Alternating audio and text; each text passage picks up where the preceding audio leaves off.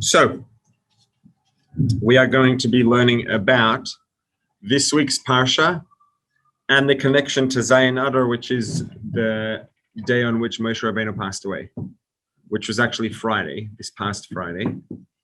And there's actually a very strong connection between them. So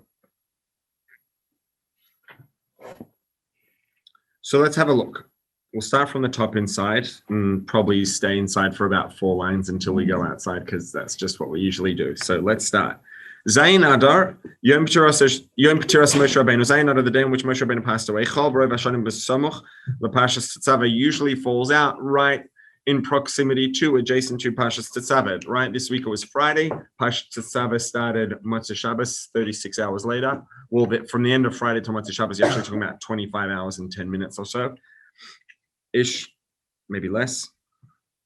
And as it says in Svarim, Yesh lekach remez b'parsha. This is not just some random piece of trivia that, Moshe Rabbeinu's, the day of Moshe Rabbeinu's passing is always in proximity to Parsha Tetzaveh. Okay, and point being is very substantial, which we're going to get to now. So this Parsha actually has an allusion, as in A-L-L, not I-L-L. It alludes to Moshe Rabbeinu's passing. In that, from when Moshe Rabbeinu was born, from when the Torah tells us about the birth of Moshe Rabbeinu, he's mentioned in every single Parsha. There's no Parsha in which Moshe Rabbeinu's name is not mentioned, with the exception of Parsha Tetzaveh. This week's Parsha is the only Parsha from when Moshe was born in which his name is not mentioned, which alludes to, it's a hint, lets us know that, Moshe Rabbeinu's, the day on which Moshe Rabbeinu ended up passing away is right next to this Parsha, so we don't mention his name in this Parsha to allude to that. So now we're on the second column, and a movement it seems not to be understood. But Parsha Tetzaveh eino muskar rak shmo shel Moshe b'mefurash. So it's true that Moshe's name isn't mentioned in this week's Parsha. However, ach yesh b'parsha psukim rabim ha'oskim b'Moshe v'amurim legabav hacham mipsichas ha'parsha mamish v'ata Tetzaveh v'tzivim rabim nesofim l'Moshe. This week's Parsha, does it mention Moshe Rabbeinu's name? No. Is Moshe Rabbeinu absent in this week's Parsha? No. Moshe Rabbeinu was mentioned. What's the first word of the Parsha? Va'ata. And you. Who's you? Moshe Rabbeinu. Second person. So not only is Moshe Rabbeinu mentioned in this week's Parsha, right? When you refer to someone using their name is by definition used in third person. If we use Moshe's name, it means unless you calling someone, you say, hey, Moshe, then it's second person. But generally, when you refer to Moshe with his name, it's third person. You is second person. Now, why is second person called second person versus third person? Because if I'm talking, I'm the first person in the conversation. So me, I, we is first person, because it's referring to the person who's speaking, the first person in the conversation. Who's the second person in a conversation? The second person in a conversation is the person that the first person is speaking to. When you are speaking to someone, that person is the second person in the conversation. So you is second person. In English, we just have you. In Hebrew, you have ata, at, atem, aten. We have 4 variations of you. Or in some Bogan slang, you might say yous. Bogan is like the Australian version of a redneck. Anyways. So now if you think, and who's third person? Third person is he, she, they. They're the third person. The first person in the conversation is the person who's speaking. Second person is the person you're talking to. If the person who's speaking is speaking to the person they're speaking to about someone else, that's a third person.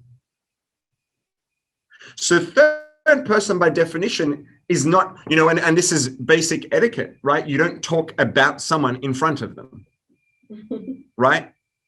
Because if you talk about someone, you don't say he, she, they, about someone that's in the room, that's rude. Why? Because he, she, they, by definition, is third person. It's a person you're speaking about, not the person you're speaking to. You don't want to talk about someone, but not to them in front of them. That's hardly nice, right? So, and the terminology, first person, second person, third person, is going to be very relevant here.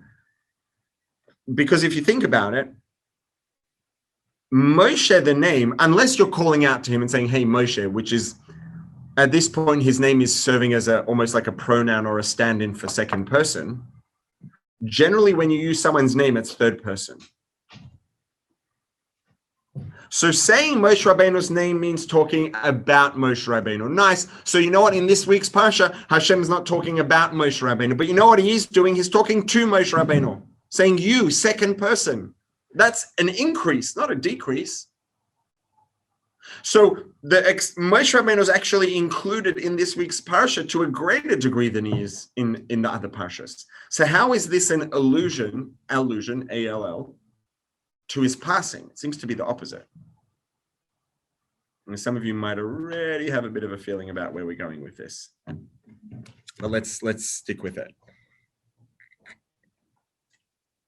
So first of all, it's true that Moshe's name isn't mentioned, but it's not like Moshe's absent in the Parsha. So what does it help us? And second of all, v'oid, furthermore, second paragraph left column on the first page,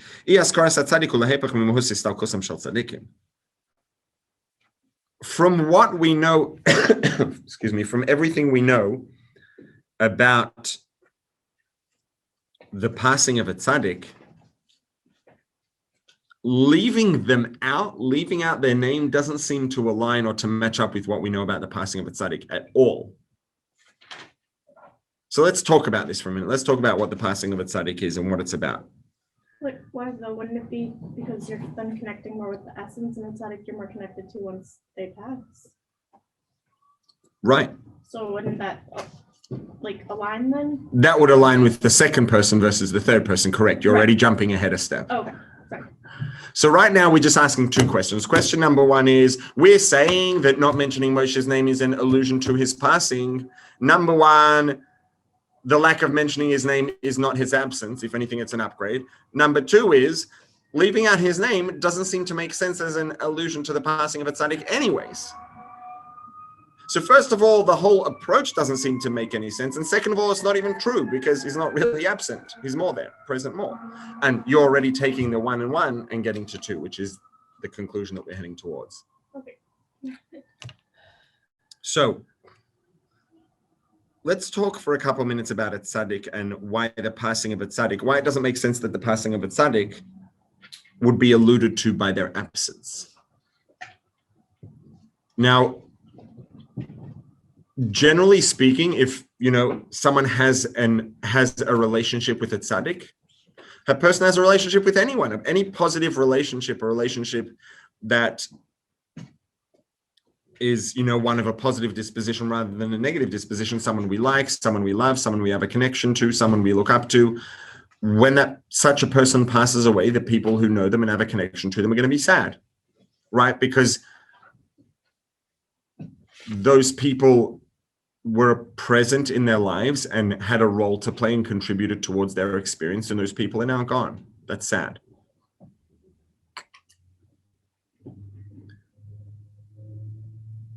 What happens with a tzaddik, and this is true to a limited degree with anyone, but much more so with a tzaddik, is that it makes sense for a person to be sad when a tzaddik passes away, when someone they look up to or love passes away, because the interactions we have with them, etc., are not going to be happening anymore.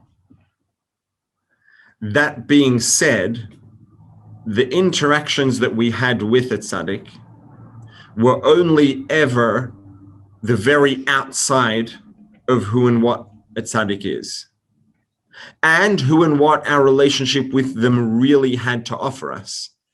Because the relationship with the tzaddik offers us much more than what we experience consciously, than the sensation of connection and looking up and respect and love, etc. That's only like the tip of the iceberg. We're going to actually be talking about the tip of the iceberg a lot more later. But just in case anyone hasn't really thought about or not familiar with what that expression actually means, I'm sure everybody's heard the expression tip of the iceberg, but what it refers to is that, if you're like looking out over the ocean or in a ship or something and you see water and then you see an iceberg, ice floats, but doesn't float enough to sit on top of the water. So the only way there's going to be, if you drop an ice cube into a cup of water, you drop it in, it's going to go down and then it's going to float back up. And where is it going to sit? If you have a cup of water, the ice cube is going to be sitting right over here, right? It's going to sit at the top of the water. But the difference in density between the ice and the water is not enough that the ice is going to sit on top of the water. It's not that much of a difference. The ice isn't going to sit on the water. It's going to be in the water at the top. There are some things, if you take like the foam peanuts that come in packing things and you put it in water, they might actually sit close to or partly on top of the water because they're so much lighter than the water. So how is it that an iceberg is on top of the water if ice doesn't sit on top of the water? And the answer is the iceberg's not on top of the water. The iceberg's in the water. It's so big, and because of the shape in the instance where this happens, you might have 95 or 98% of the iceberg under the water. And because of how big it is, there's a tiny little bit that sticks up. So let's say, in the example, when you put an ice cube into a cup of water, if you were to really, really measure it at high resolution, it might be that the very top edge of the ice cube is just sticking out of the water, but it's such a small amount that you don't notice it. But when instead of an ice cube, you have an iceberg that's as big as the Empire State Building, there'll be a bit sticking out the top of the water.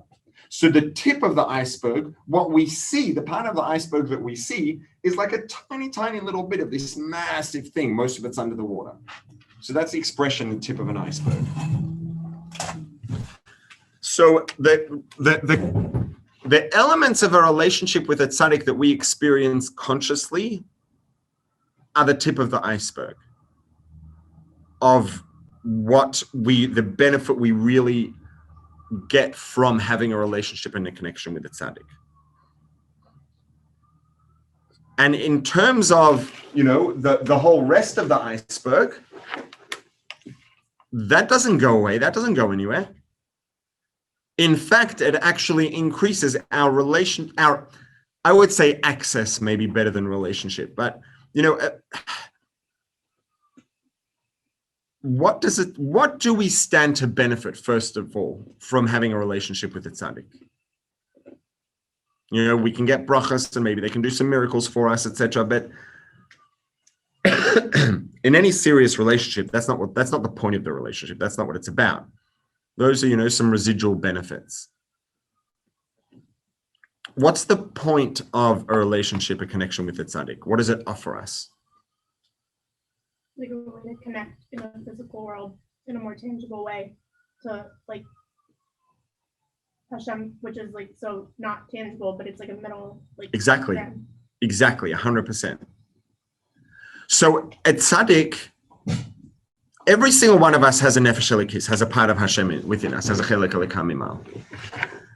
The nature of things is that, or the way it works is the nefesh elikis, the divinity that's inside of us, interacts with the nefesh habahamis, the human animal soul that makes us a human being. And the animal soul, the nefesh habahamis, is the spiritual entity that makes the body be alive and manages the body and runs things. The godly soul doesn't actually interact with the body directly. The godly soul, the nefesh elikis, its job, its objective is to basically co-opt the nefesh habahamis.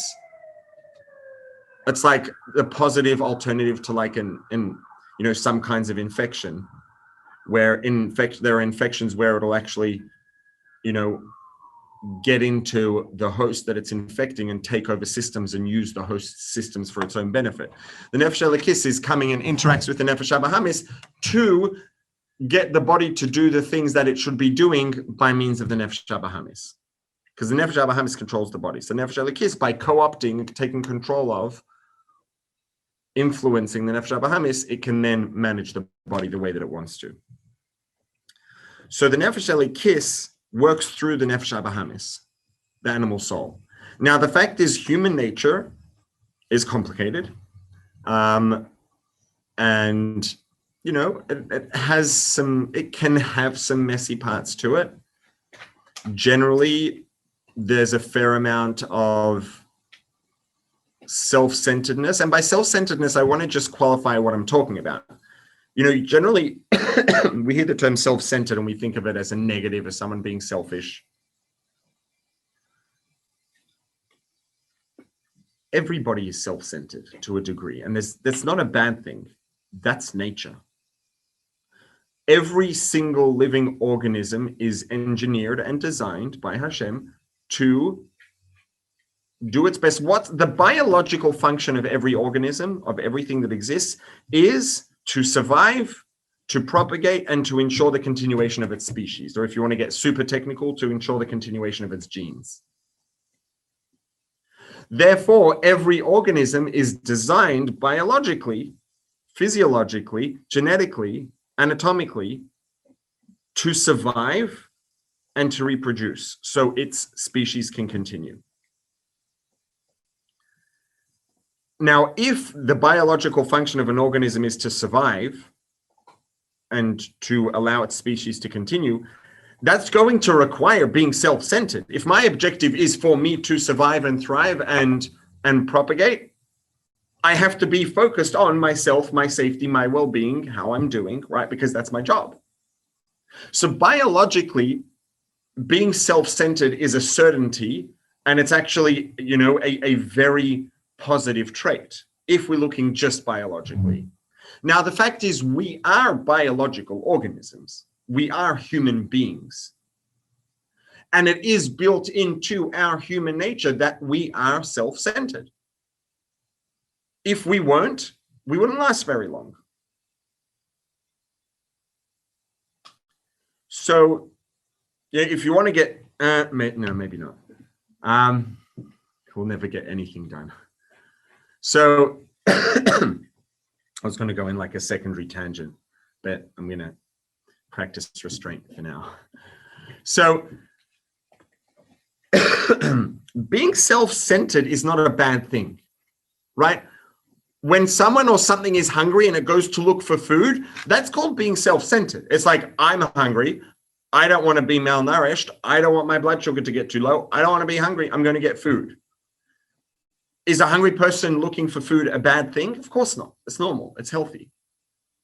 Right? So self-centeredness per se isn't necessarily negative. It's when the thing that makes us humans different from everything else, makes us different to animals, is that we also have a different level, a different category of consciousness and ability to understand ideas, abstract ideas, morals, ethics, what's right, etc. So we have the ability, using our minds and thinking, to then override that self-centeredness. It doesn't mean that we should forget that we exist, because that's not healthy either, of course. But ideally, we want to find the right balance of primarily being focused on purpose and meaning rather than ourselves, having a healthy sense of self in the context of our purpose and meaning, and having the two integrated. So our primary focus shouldn't be ourselves. Our primary focus should be our purpose and our meaning. Let's call it our purpose. Within that, we play a role in our purpose, and each of us, our primary responsibility in that purpose is the role that we play. So it makes sense to have a substantial amount of focus on ourselves. Ideally, the focus on ourselves should be a focus on ourselves in the context of our purpose, rather than a focus on ourselves just for the sake of ourselves. So we can be focused on ourselves in a healthy way, in a way that technically isn't actually self-centered. It's purpose-centered. It's God-centered. But a God-centric, a purpose-centric perspective and approach and ethos and life is going to require an awareness and sense of self also, and a focus on self. So naturally speaking, the natural state of being biologically is a relatively high degree of self-centeredness. Now,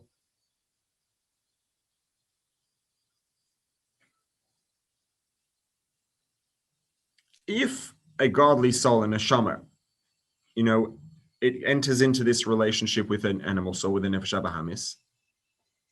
So a person, each of us, every single one of us has a body, a nefesh bahamis, quote unquote, so to speak, inside the body, enclosed in the body, managing it, keeping it alive, running things. And then there's this nefesh elokis that's like sort of inserted into the nefesh bahamis, whose job is to battle against the self-centered animalistic primal drives of the nefesh bahamis, and to harness those things so that they become secondary to a focus on purpose.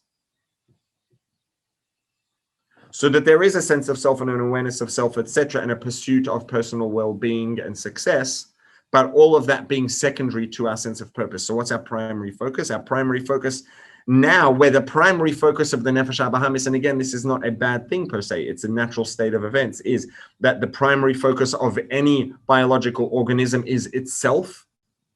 The primary focus of a Homo sapiens being, of a person, a human being, is itself. What we are here to achieve through a lifetime of work is that our focus becomes less and less on ourselves and more on Hashem, keeping in mind that, again, that doesn't mean losing sense of self or identity. What it means is that the focus of our sense of self and identity is our purpose. And that we have a focus on ourselves and our achievements, etc., in the context of primarily our purpose, where that has now become our focus.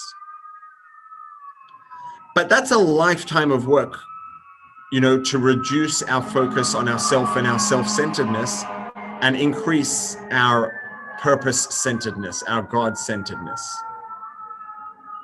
And it's a lifetime of work with a tiny little bit of progress at a time. Now, the truth be told, those tiny little bits of progress, if they're made consistently on a daily basis, accumulate very quickly and very quickly become very substantial progress. That being said, however much progress we make, there's always infinitely more progress to be made. Now, a real tzaddik is someone who is missing that biological, that natural sense of self, that natural self-centeredness, that focus on self first and foremost, which is, a natural biological phenomenon, which all of us have. So a tzaddik is someone who has a nefesh elokis. We all have a nefesh elokis. The difference is that the nefesh bahamis of a tzaddik like that there's differences in the nefesh elokis also in the layers within the nefesh elokis. Every one of our nefesh elokis also has layers that it's developed. So when it comes to a tzaddik, first of all, in terms of the nefesh bahamis, the human nature is missing the self-centeredness, which allows their neshama to just radiate through a lot more, because that opacity, which the nefesh bahamis, which is opaque and covers over the nefesh elokis for all of us, which is, I would say look around, but looking around is not the right approach. If every one of us looks in the mirror and is brutally honest, and, for some of us, it won't be that hard to get to this conclusion. We won't have to work too hard to have this degree of honesty. We look in the mirror, we look at ourselves. It doesn't have to be a literal mirror, but we think about ourselves. We do some self-reflection. When we think about ourselves and what we see, do we see just like a nefesh elokis, a part of Hashem radiating out through this transparent body and personality? At least for some of us, that's not entirely the case, let's say, right? For a tzaddik, it is. Do they have a nefesh bahamis? Yes. Are they a human being? Yes. But they're a different sort of human being where their human nature in the nefesh bahamis is transparent and doesn't get in the way, doesn't block the divinity within them from just radiating. The divinity within them just radiates. And the divinity itself as it's incorporated into them as a person, right? Because every single one of us has a part of Hashem within us, a part of God. Now, are all of our neshamas identical? No, our neshamas are all unique. But if every one of our neshamas is a part of God and God doesn't have parts, God isn't divisible, how could each of us have a part of God within us, but they're all different? That doesn't make any sense. And the answer is that part of God that's within us goes through a journey on its way towards its relationship and interaction with us. And throughout the course of this journey, it adopts layers that are layered upon it. And these layers carry personality and characteristics, etc. And because the journey by means of which it accumulates these layers is unique for each one of us, the final product is different. So the characteristics that every neshama adopts by the time it's ready to interact with a nefesh bahamis in a body, an animal soul in a body, by that time it's adopted all these characteristics, and that journey is unique, so the characteristics are different for each of us. And so for a tzaddik, again, the layers that are layered on that unadulterated divinity inside are less opaque. They don't form a barrier that gets in the way of the unadulterated divinity inside being able to just radiate. Now, when a person has a relationship with a tzaddik is a human being. A human being is a human body plus a human animal soul. In the case of a tzaddik, in the case of every one of us, human body plus human animal soul plus nefesh elikis. Every one of us has this divinity inside. In the case of a tzaddik, that divinity is accessible because it doesn't have the opaque layers that block it. Which means that a tzaddik, a real, legit tzaddik of this caliber, is a gateway, a means by which we can connect to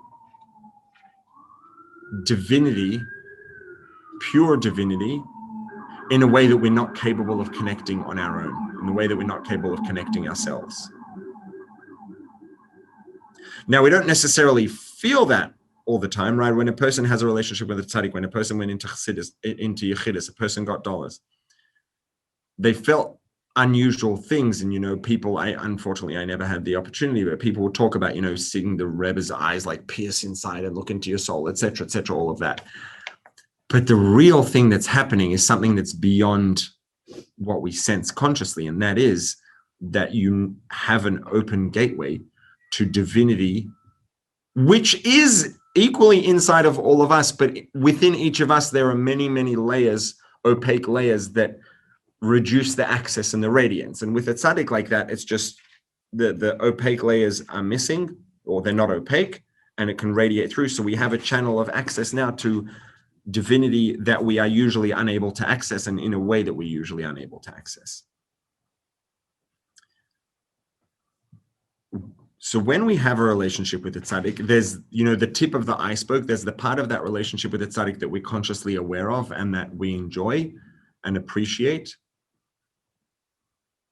And then there's the main part of the relationship with the tzaddik, and the main benefit we get from a relationship with the tzaddik is behind the scenes. It's beneath the surface, even when the tzaddik's alive. So now Zohar says that when the tzaddik passes away, we actually have access to them and what they have to offer more than when they're alive. Why? Because when a tzaddik is alive, all the above notwithstanding, they are a person, and the neshama is primarily functioning through their nefesh bahamis and their body. And that places an extraordinary limitation on the soul, on the neshama, on the divinity, relative to the way it is in and of itself. So are there stories of, tzaddikim, coming to people in dreams while they're alive, or having miraculous appearances in other places? Very rare stories, but they exist. But those stories are rare because they're supernatural. For a soul to be in multiple places when it's not in a body is not supernatural. We think of it naturally as supernatural because we're thinking of it in the context of a physical object. But a soul is not a physical object, so it's not even considered supernatural for a soul, because a soul doesn't exist in physical space. It's not limited by physical space, so it can equally have a relationship and a presence in multiple physical spaces at the same time.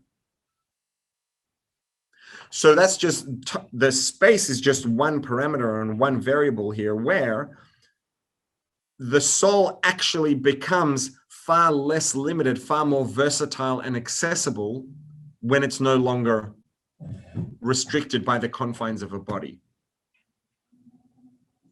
So the access to the tzaddik actually increases when they pass away rather than decreasing. Now,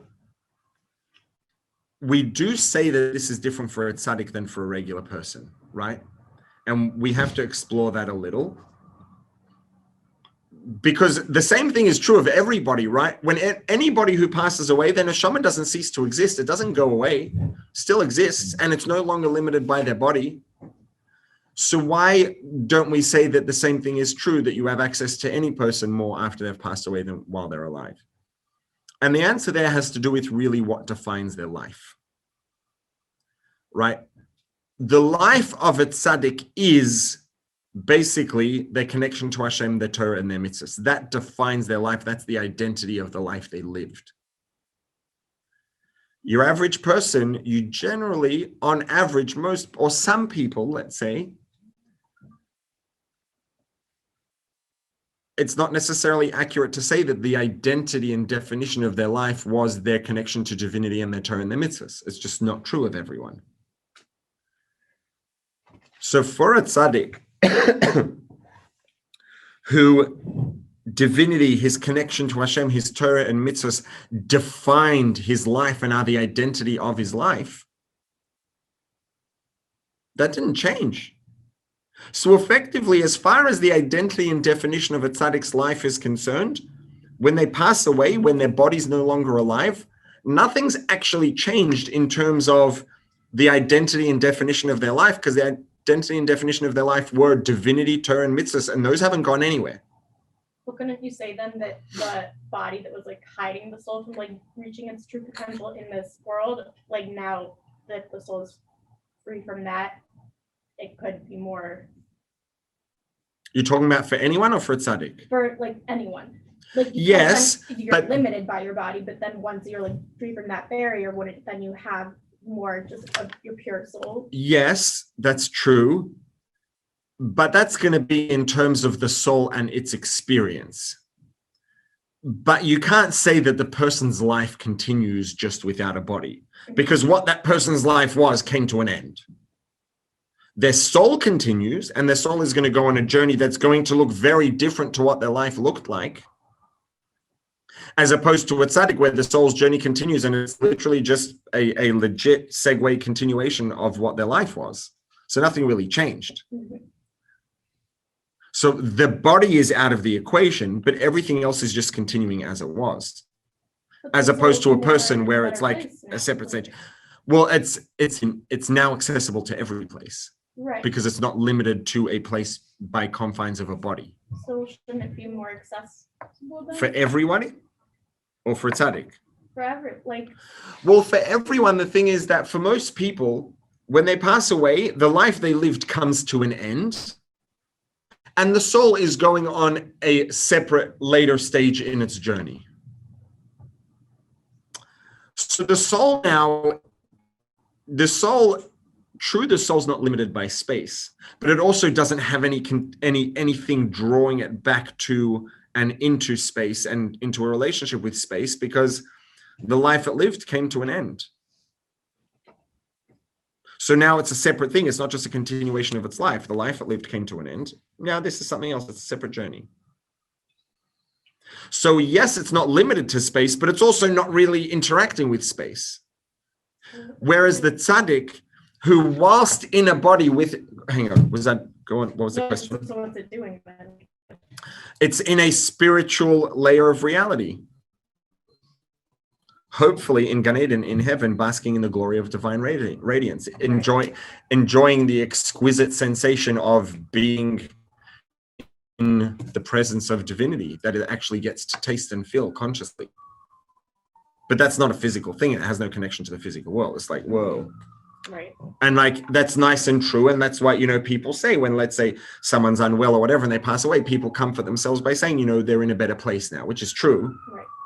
That doesn't take away from the fact that that leaves a loss for the people who are left behind and don't get to experience them anymore. And that hurts. Right. There's nothing wrong with grieving that. It's two separate things. One doesn't take away from the other. But for a tzaddik, because the life they lived while they were in a body was their divinity and Torah and mitzvahs, so the body's gone, but the life they lived technically hasn't come to an end. If a person's life is their home and their car and their work and their family and all those things, and also divinity and Torah and mitzvahs, so the divinity, the Torah and mitzvahs continues, but what defined their life has come to an end. It's not continuing. So their soul continues on the next leg of the journey. But for a tzaddik who their divinity, their connection to Hashem and their Torah and mitzvahs defined their whole life, so what hasn't come to an end? Their whole life hasn't come to an end. Right. Okay. So the body's gone, but nothing else changed. Right. For a person who what defined their life was bodily things, so what defined their life has come to an end. Now they're on a second leg. But for a tzaddik, it's just a continuation of the same thing, because whatever defined their life hasn't gone anywhere. For someone who's like a real husband but not a tzaddik, though, like they're those parts of themselves then are still whatever. Yeah, the same way as for everyone. For everyone, the Torah and mitzvahs and legacy, right. So the spirituality in their life does continue. Okay. It's just that when that is secondary to the human aspect layer of life, which defined what their life is. So what the thing that defined their life is gone. So now this is a separate thing, right. As opposed to this defined their life. So their life is literally just continuing, minus the limitations and confines of a body. So when a tzaddik passes away, the tip of the iceberg, the conscious experience and interaction we don't get to have. But if we stop and think about what did we really benefit and gain, and what did we really get through the tzaddik, it hasn't gone anywhere. Just the limitations of the body are gone. So we actually have more access now rather than less. Okay, cool. Thank you. And so, in addition, so first of all, the confines of the body are gone.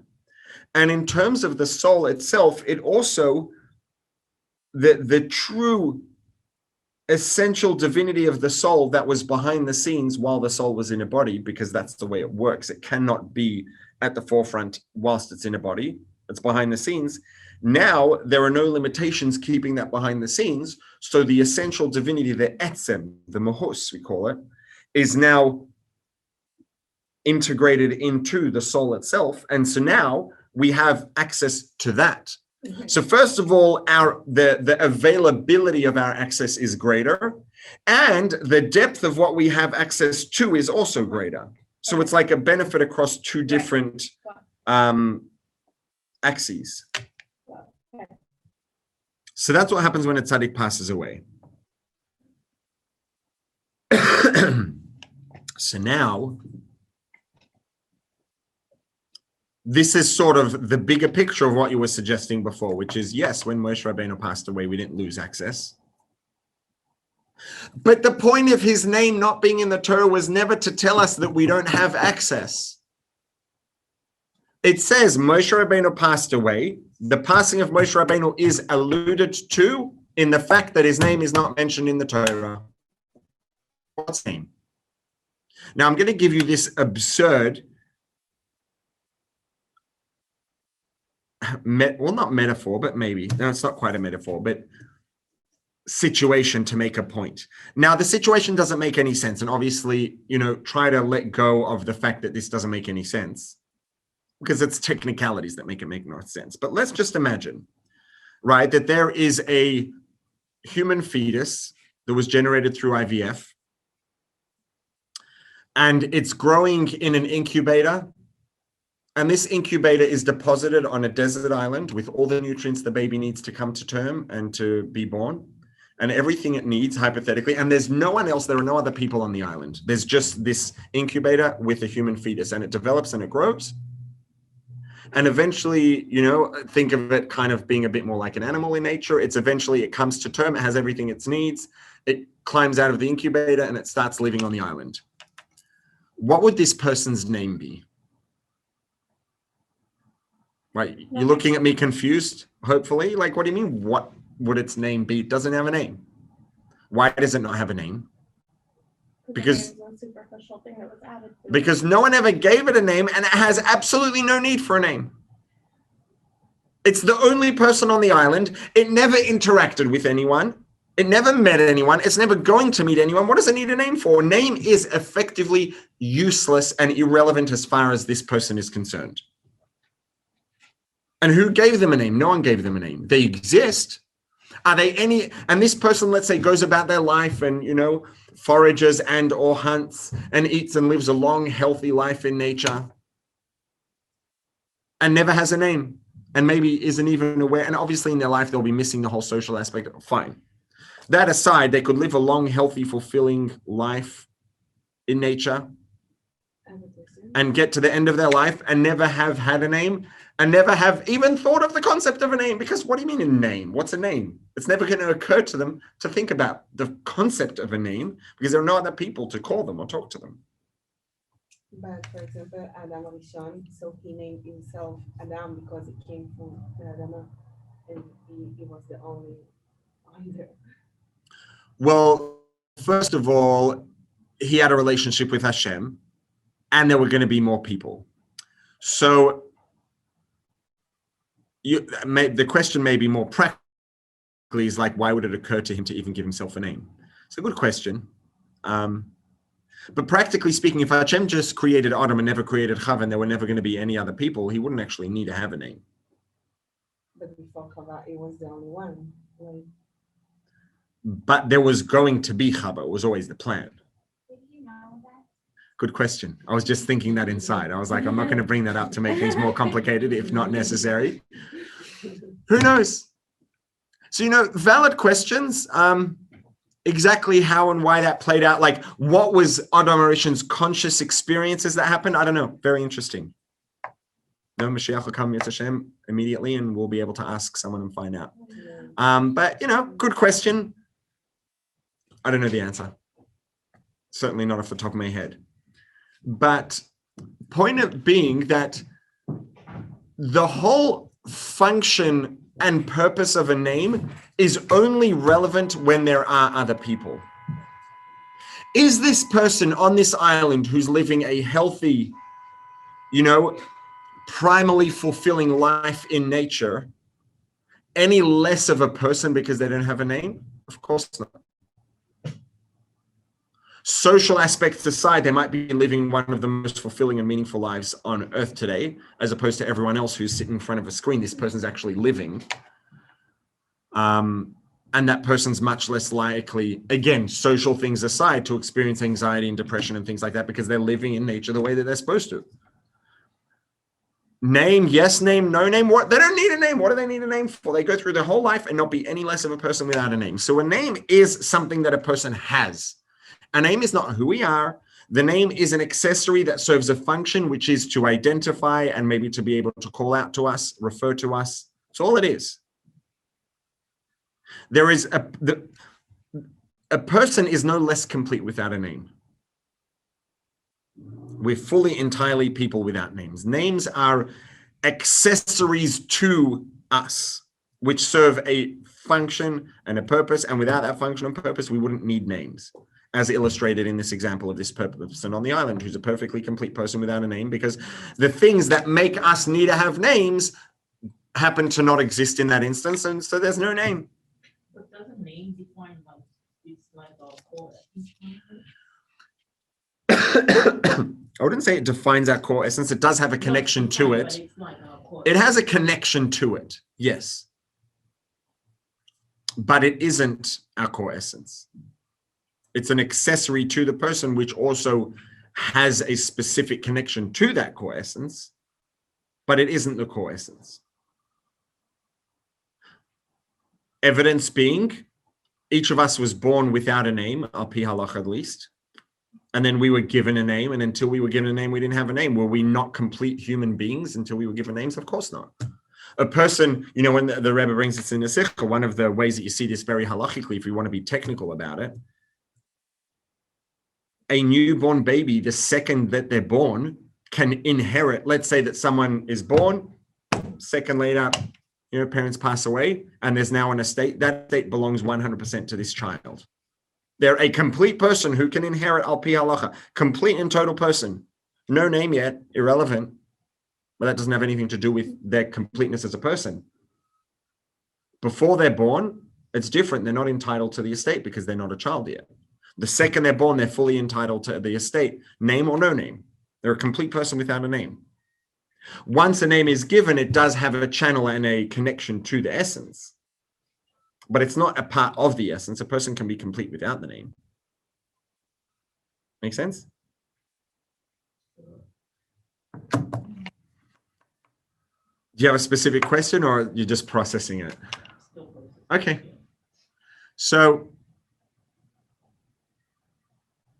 a question, like from before, like how will you explain to someone that, for example, like someone that is not like supporting the idea of having a Rebbe, like what's the difference between their connection to Hashem and like having a Rebbe and like connecting to Hashem through the Rebbe? Well, it's going to depend whether they are antagonistic towards the concept of a Rebbe or they just haven't learned about it. If they're not aware of it, you could explain it. If they're antagonistic, it's a whole different ballgame. And you might be better off just not having that conversation, practically speaking, because it's going to be a waste of time.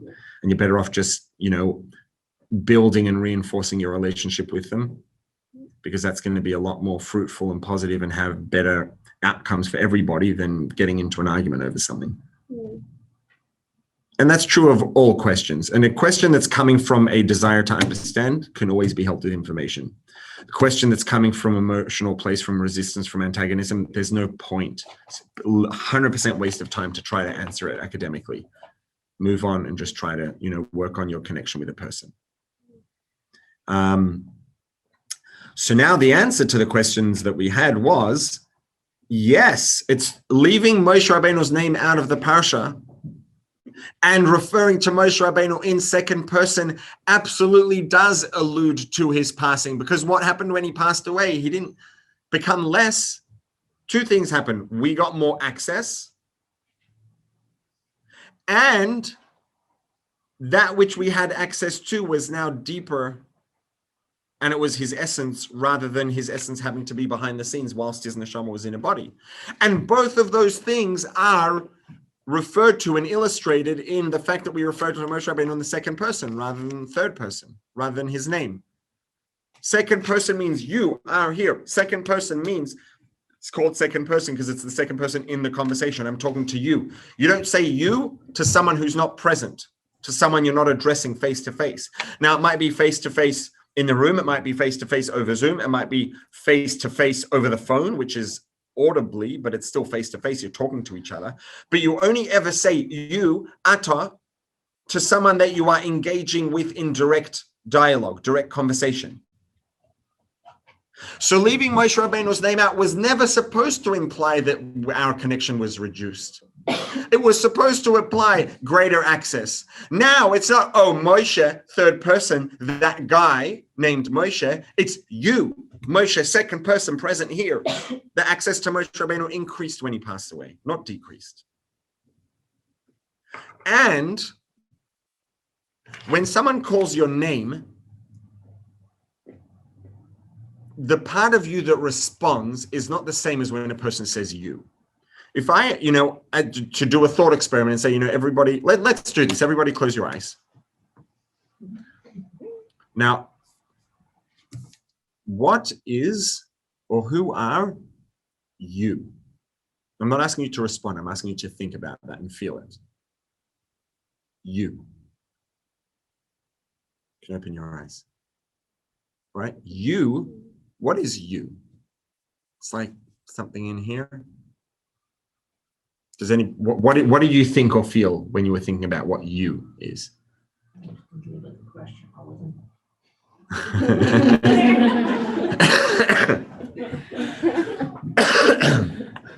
Okay, well, we haven't got much time to wrap this up. You, it's not your name. It's the you behind the name. It's the you that's inside. That's what you is. And that's also what's being alluded to by the fact that Moshe Rabbeinu's name isn't mentioned. It's you. Va'ata Tetzaveh.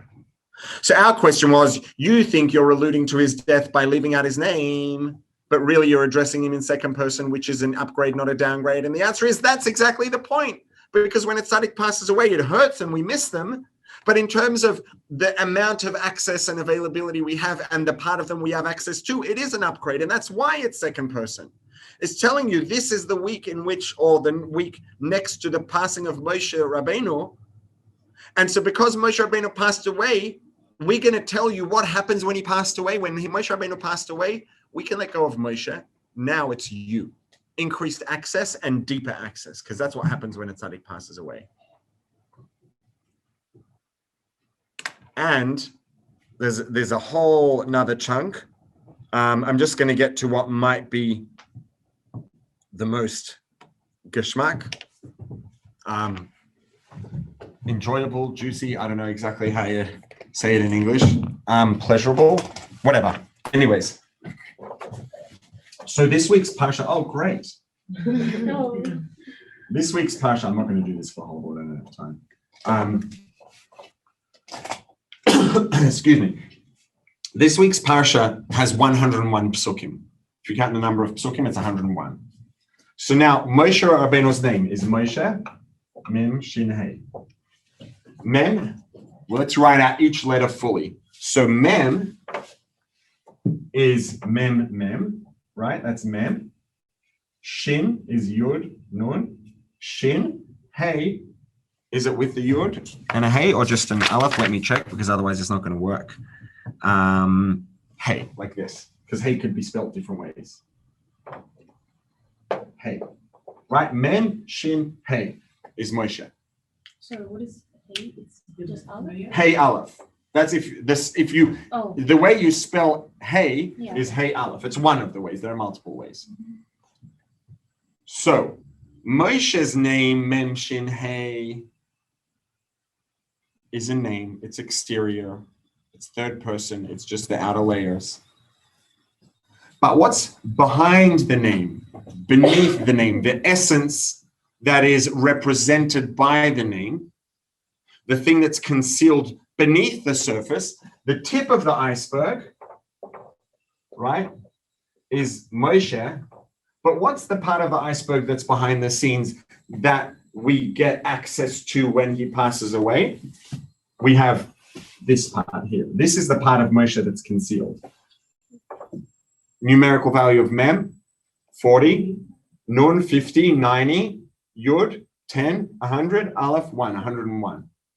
This week's Parsha has 101 psukim, which alludes to the fact that why is Moshe's name not in the Parsha? Not because Moshe's gone and we've lost him, but because now we have access to this whole part of the iceberg that used to be inaccessible. When Moshe was alive in a body, our access to him was relatively restricted by his body. And the part of him we had access to was restricted because his true essence, his etzem, his mahos, was behind the scenes. But now the neshama and the mahos come together, and it's not restricted by the body anymore. So now we have access both more broadly and deeply. We have access to the whole iceberg. And so this week's Parsha has 101 psukim telling us we now have access to the part of Moshe that was always behind the scenes, that's hidden, that you don't see. It's not obvious. It's the part of Moshe that's the iceberg under the water. Numerical value of the part of Moshe that's alluded to, that's hinted to behind the scenes is 101. And this week's Parsha has 101 psukim to tell us that. Don't think Moshe Rabbeinu's name is not included. What is included is the part of Moshe that was always behind the scenes that we never had access to. And now we do. Moshe Rabbeinu passed away, we take out the name and we replace it with Ata, with you, with the Moshe, the divinity, the tzaddik that's behind the name that we didn't have access to. When he was alive, we had access to the name, the external layers, the outside, the tip of the iceberg. Now we've traded that. His name is not in the Parsha, What is in the Parsha is Ata, is you. What is in the Parsha is the 110 psukim, which represent the 110 numerical value of the part of Moshe that was always behind the scenes. That was behind the scenes and inaccessible is now accessible. Have a good week, everyone. Well, I'm not staying here all day. They said it was going to snow for like a bit of the day. I wasn't expecting